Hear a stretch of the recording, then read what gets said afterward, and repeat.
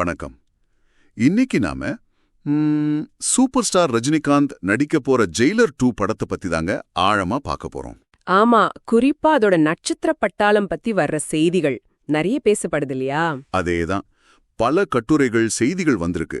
அதுல இருக்கிற முக்கியமான விஷயங்களை உங்களுக்கு தொகுத்து சொல்றது தான் நம்ம நோக்கம். சரி. ஜெயிலர் முதல் பாகம் எவ்ளோ பெரிய ஹிட்னு நமக்கு தெரியும். ஆமாம், சுமார் 600 700 கோடி வசூல். விமர்சகர்கள், ரசிகர்கள் எல்லார்கிட்டயும் நல்ல பேரு. கரெக்ட். இப்போ நெல்சன் திலீப் குமார் இயக்கத்துல சன் பிக்சர்ஸ் தயாரிப்புல 2ஆம் பாகம் உருவாகிட்டு இருக்கு. ரஜினிகாந்த் மறுபடியும் டைகர் முத்துவேல் பாண்டியனா வராரு. ஆமா, அதுல முதல் பாகத்துல இருந்த ரம்யா கிருஷ்ணன், யோகி பாபு, மிர்னா மேனன் இவங்க திரும்புறாங்கன்னு சொல்றாங்க. எஸ்.ஜே. சூர்யா ஒரு முக்கியமான ரோல்ல இருக்காருன்னு கூட கன்ஃபார்ம் நியூஸ் இருக்கு. ஆமா, அது உறுதியான தகவல். சரி, இதுல புதுசா யார் யார் பேர் அடிப்படுதுன்னு பார்க்கலாமா? ஓ, கண்டிப்பா. முதல்ல பாலிவுட்ல இருந்து ஒரு பெரிய பேர் அடிப்படுதே. அதே வித்யா பாலன். அவரை ஒரு முக்கியமான கேரக்டருக்காக அணுகியிருக்காங்கன்னு நியூஸ் சொல்லுது. இன்னும் அபிஷியலா எதுவும் சொல்லல.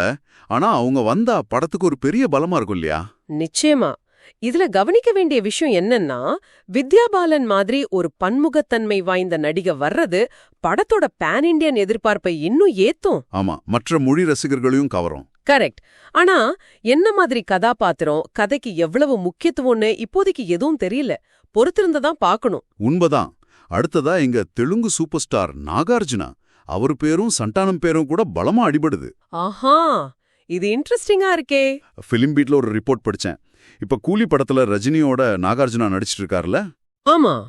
அவரை ஜெயிலர் 2ல ஒரு முக்கிய பாத்திரத்துக்காக பேசிட்டு இருக்காங்களாம். அப்போ ரஜினியோட அடுத்தடுத்த 2 படங்கள்ல நாகார்ஜுனா. இது ஒரு பெரிய விஷயம். ஆமா, நினைச்சு பாருங்க. அதே மாதிரி சந்தானம் அவர் இனிமே பெரிய ஹீரோக்கள் படங்கள்ல மட்டும் காமெடி ரோல் பண்ணலான்னு ஒரு முடிவுல இருந்ததா சொல்லாங்க. ஆமா, அப்படி ஒரு பேச்சு இருந்துச்சு. அப்படி பார்த்தா இது அவருக்கு ஒரு நல்ல கம்பேக்கா இருக்கும்னு தோணுது. இங்கதான் விஷயம் இன்னும் சூடு பிடிக்குதுன்னு நினைக்கிறேன். கரெக்ட். இத நம்ம பெரிய படத்தோட எப்படி சொல்றது, ஒரு பெரிய கேன்வாஸ்ல வச்சு பார்த்தோம்னா, சந்தானம் வர்றது நெல்சனோட அந்த ஆக்ஷன் காமெடி ஃபார்முலாவுக்கு இன்னும் பலம் சேர்க்கும். முதல் பாகத்துல யோகி பாபுவோட காமெடி நல்ல ஒர்க் அவுட் ஆச்சு. ஆமா, இப்போ சந்தானம் சேர்ந்தா அந்த காமெடியும் ஆக்ஷனும் கலந்த ஸ்டைல் இன்னும் ஸ்ட்ராங் ஆகும்.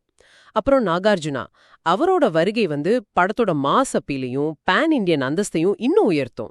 குறிப்பு தெருணு மார்க்கெட்ல இல்லையா? நிச்சயமா. நீங்க சொன்ன மாதிரி ரஜினியோட அடுத்தடுத்த 2 படங்கள்ல அவர் நடிக்கிறது அது உண்மையிலே ஒரு குறிப்பிடத்தக்க இணைப்பு. அடேங்கப்பா, இது மட்டும் இல்ல, கன்னட நடிகர் சிவராஜ்குமார் திரும்ப வர்றது உறுதியாகி இருக்கு. ஆமா, முதல் பாகத்துல அவரோட கேமியோ செம்ம மாசா இருந்துச்சு. ஆமா, கொஞ்ச நேரம் தான், ஆனா தாக்கம் பெருசு. இப்போ தெலுங்கு நடிகர் நந்தமூரி பாலகிருஷ்ணாவும் ஒரு முக்கிய ரோல்ல வருவார்னு ஒரு எதிர்பார்ப்பு இருக்கு. ஓ, பாலகிருஷ்ணாவா? ஆமா, இதுவும் நடந்தா படத்தோட ஸ்டார் வேல்யூ எங்கேயோ போயிடும். இது ஒரு முக்கியமான கேள்வியை எழுப்புது. முன்னாடி நெல்சன் மோகன்லால சந்திச்சதா ஒரு போட்டோ செய்தியெல்லாம் வந்துச்சு. ஆமா, நானும் பார்த்தேன்.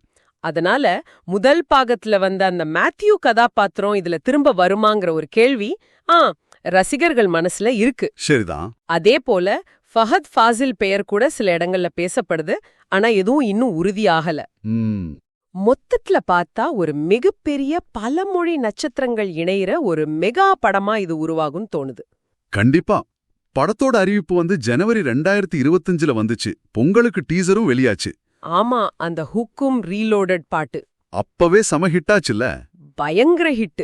படப்பிடிப்பு மார்ச் 2025ல சென்னையில ஆரம்பிச்சு இப்போ கேரளால கோழிக்கோட்ல விறுவிறுப்பா நடந்துட்டு இருக்கு.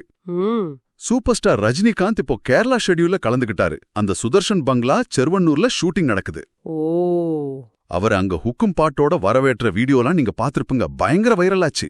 ஆமா பார்த்தோம். சரி, டெக்னிக்கல் டீம் பத்தியும் கொஞ்சம் சொல்லிடலாமே. அனிருத் இசை. இந்த கூட்டணி பத்தி சொல்லவே வேண்டாம். நெல்சனோட 5வது படம், ரஜினியோட 6வது படம். இந்த காம்போ எப்போதுமே ஹிட் தான். கரெக்ட். விஜய் கார்த்திக் கண்ணன் ஒளிப்பதிவு, ஆர் நிர்மல் எடிட்டிங்.